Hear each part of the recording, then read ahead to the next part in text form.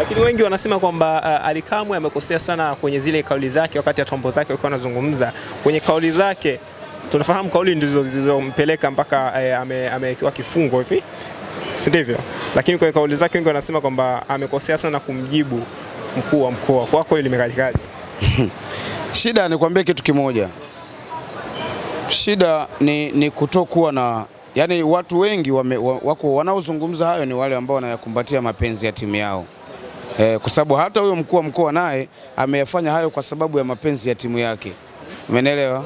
Kwa hiyo wengi sasa hivi tunavyoishi, mimi nataka niwaambie tu mashabiki wa Yanga, kweli tuwe makini. Sasa hivi tutajikuta wote tunasweka kwa lock up. Mimi nakwambia kabisa, mashabiki wa Yanga, wanachama, tuwe makini, tutajikuta wote tunasweka kwa lock up. Kwa sababu ndio kilichobaki sasa hivi, wametushindwa uwanjani, wanataka wakatuswenke lock up. Mnaandamwa sana. Katembelee kwenye kurasa wa Simba sasa hivi. Tayari wamempongeza mkuu wa mkoa na wamemwalika kwenye mechi ile pale, wanakwenda kumfundisha sijui namna ya kucheza mechi za kimataifa. Tabora wanacheza lini mechi ya kimataifa? Wana mechi ya kimataifa. Kwa hiyo wanaendelea kudhihirisha kwamba wao ndio wamemtuma. Nani? Sasa uone wanamwalika aje kufanya nini? Mtanzania unamwalika? Sawa Kizinga unasemaje? Nenda katembelee kwenye kurasa za Simba saizi, wameshamposti mkuu wa mkoa wa Tabora. Yaani wanampongeza kwa kazi nzuri aliyoifanya ya kumweka msemaji wetu ndani. Wao wamefurahi.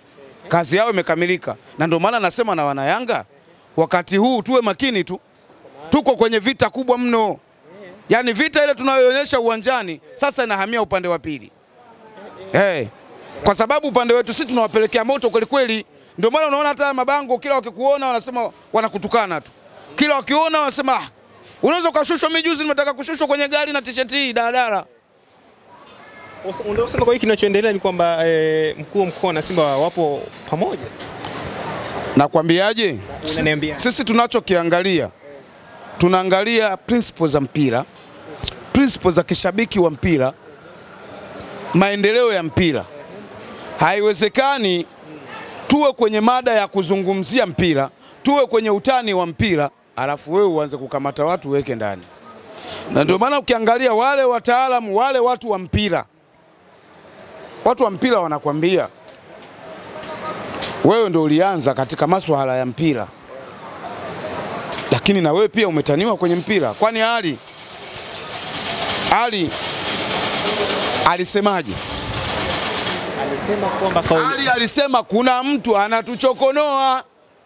Wana Yanga, angekaa kimya ingekwaje? Mikoa yote ambayo tumekwenda sisi kwenda kucheza mpira, kuna mkuu wa mkoa yote ametuchokonoa sisi? Hamna. Wapo watu wanaoahidi hela zao kimya kimya. Wewe unaita vyombo vya habari, unakaa nao chini, unaanza kusema kwamba kuna message zimetumwa. Hiyo ni rushwa brother. Message ikitumwa kama hiyo rushwa. Wewe unatakiwa ushirikiane na TAKUKURU kwa ajili ya kukomesha vitendo vya rushwa kwenye mpira. Kama umeona golikipa wa Tabora ametumiwa message za kutaka achie, fuatilia vizuri. Huo ndo ushahidi. Serikali inatakiwa ifanye hivyo. Serikali inataka siku zote napiga vita rushwa. Unapoona kuna message kama hiyo ichukue. Golikipa nani kakutumia?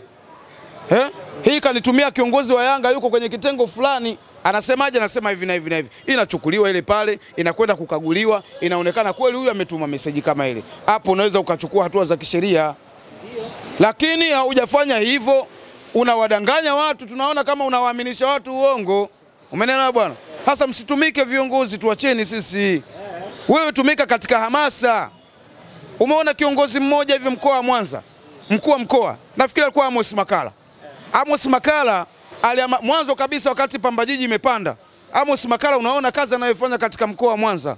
Unaona namna ambavyo anahamasisha mpira. Unaona namna ambavyo ana play part yake kama mkuu wa mkoa, mkuu wa ulinzi na usalama wa mkoa. Umeelewa? Usajili mzuri, timu mpaka imepanda ligi kuu. Umeelewa? Unatakiwa wewe ufanye hivyo. Lakini ukiingia kwenye vita hii, unachokoza, alafu uwezi.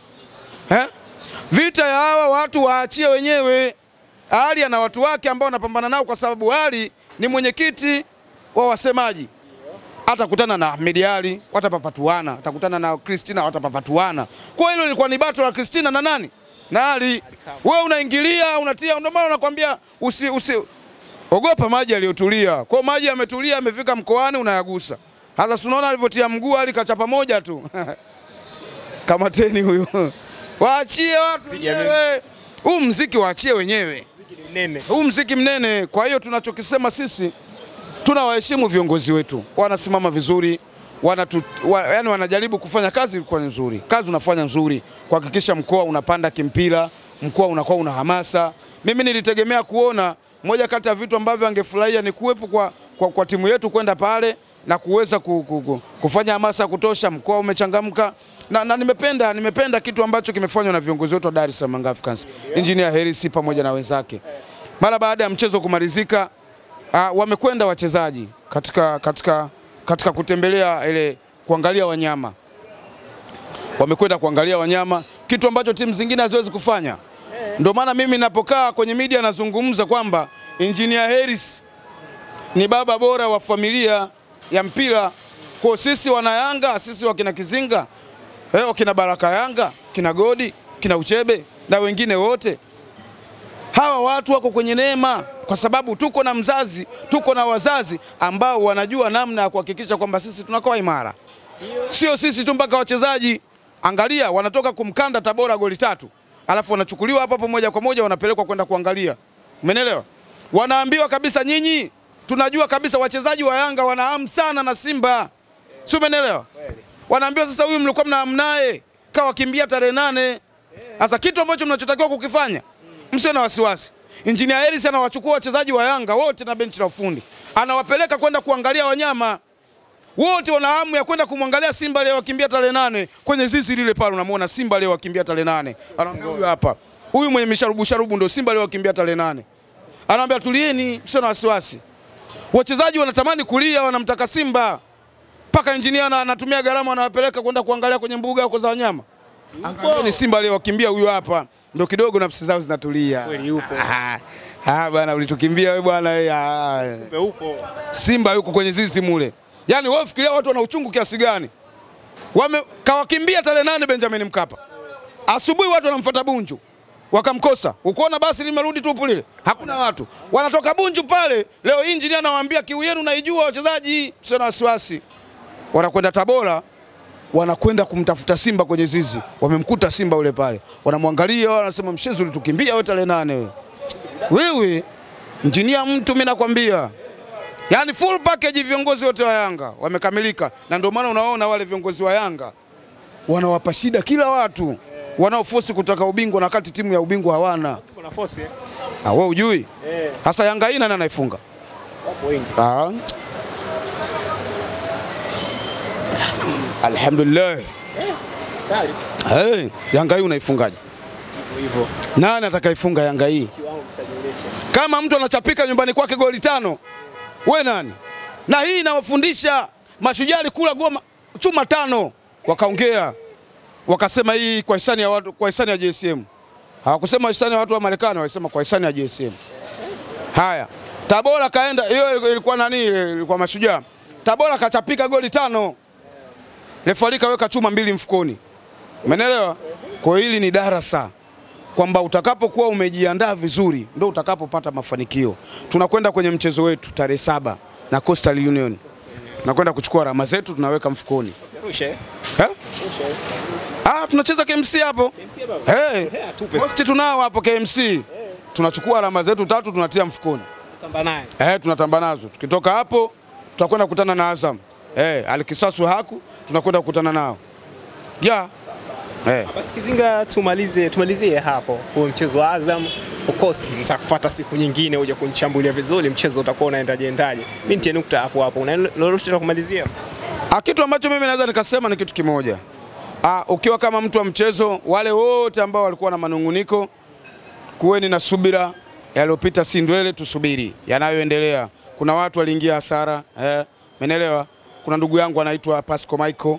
Huyu ametoka Simiu kabisa, mfanyabiashara wa mazao. Katoka Simiu ndugu yangu. Anakuja kwa ajili ya kuangalia dabi. Lakini dabi hakuiona, katumia gharama zake takriban milioni 1.2. Lakini dabi hakuiona. Ndefu sana. Ila nyingi sana. Kwa hiyo nimejaribu kumsii sana mpaka leo ananiambia sitamani kurudi tena Dar es Salaam. Nikamwambia njoo. Wewe njoo hapa kuna matunda. Njoo. Njoo twende ukakate kadi yako pale. Anakwenda kuchukua kadi. Yaani anakuja kwa ajili ya kwenda kuchukua kadi. Na sio yeye tu. Wapo watu kibao. Mimi nakwambia Yanga hii hatari. Watu wametoka, kuna watu wanapatikana Mpanda. Katavi kule. Watu wa minada, watu wa minadani wanaongozwa na Idi Kizinga mkubwa Fela. Yaani wale wameamua kukodi gari hizi. Wametoka Mpanda na gari mbili. Wewe fikiria pita Inyonga sijui wapi huko. Wanapasua misitu kwa lengo la kuja Tabora. Wanakuja Tabora kwa lengo la kuja kuiangalia Dar es Salaam Africans. Na wamefika pale wananiambia Kizinga, tumeenjoy soka. Miongoni mwa vitu ambavyo tulikuwa tunavifurahia tunarudi na ushindi, tumefurahi. Sasa fikiria watu wametoka Mpanda wanakuja Tabora. Tena minadani huko. Umeelewa bwana? Hayo ni matawi ya Yanga. Yanakuja kwa ajili ya kuja kuangalia, na wamesema tunatamani sana kuona Yanga inakuja katika ukanda wa kwetu. Tunamwambia tengenezeni timu. Sasa umeelewa? Kwa hiyo niwaambie na niwashauri tu wana Yanga popote ulipo, kama hujakata kadi yako ni wakati wa kukata kadi yako sasa, ili tuendelee kuwa juu zaidi, kwa sababu moja kati ya vitu ambavyo sisi vinawaumiza watu wengine ni mafanikio tuliokuwa nayo. Sisi ndio timu pekee ambayo mwanachama analipa kadi yake, analipa ada yake na anakata kadi yake. Mwana Yanga, kata kadi zako za kutosha ili tuweze kutisha sana. Hao wengine waache waendelee kugombana huko, timu wenyewe hawana. Na mimi nikwambie ushauri na ukwambia mimi. Sasa hivi nawaambia na ukawaambie msiwache. Sawa? Kitu pekee kitakachowasaidia wao washinde. Kitu kitakachowasaidia wao washinde ni zile mbuzi walizokuwa wanahitaji kuja nazo uwanjani, na wale wazee vile vibabu vifupi ndio nyakati zao sahihi hizi sasa. Tarehe 9 ili mshinde, njoni na hivyo vibabu vyenu na hizo mbuzi, ndio wakati wenu wa kushinda huu. Tofauti na hapo sasa, kwa sababu Waarabu hawajui, hakuna atakayewaziwia. Nyinyi njoni na mbuzi zenu Benjamin Mkapa na wazee wenu, ndio wakati sahihi wa kuweza kushinda. Mtashinda mkija na wazee. Waje na yale magari yao na vile vibabu, mimi nakwambia ndio watashinda. Lakini tofauti na hapo, ahlan wa sahlan baradan wa kullu sharaba. Shukrani.